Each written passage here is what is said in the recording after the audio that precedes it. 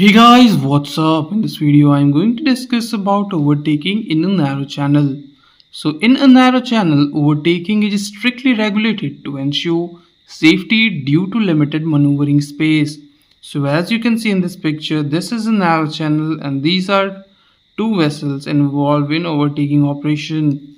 So, the vessel intending to overtake, this is the vessel intending to overtake, must first indicate its intention by sounding the appropriate signal prescribed in 34C1.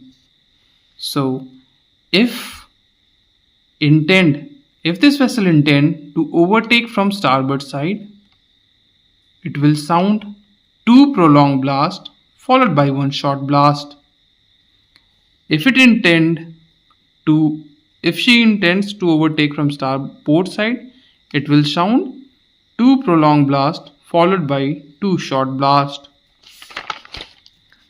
Now, the vessel being overtaken must respond. If in agreement, it replies with one prolong, one short, one prolong, one short, as per rule 34C2. Then take steps to permit safe passing. So, if this vessel is in agreement, it will sound one prolong, one short, one prolong, and it should also give safe passing to the vessel behind it. Means if it intends to overtake from port side, she will alter more to starboard if it is safe to do so, to give more space for overtaking.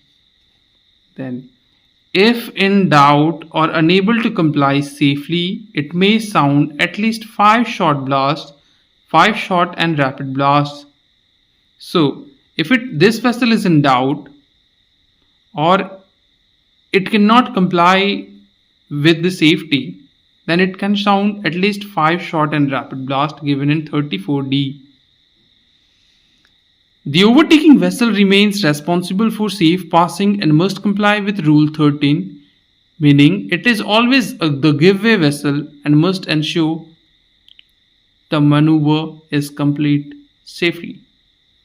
So this much is important from the topic of overtaking in narrow channel, and hope you have liked it. Thank you.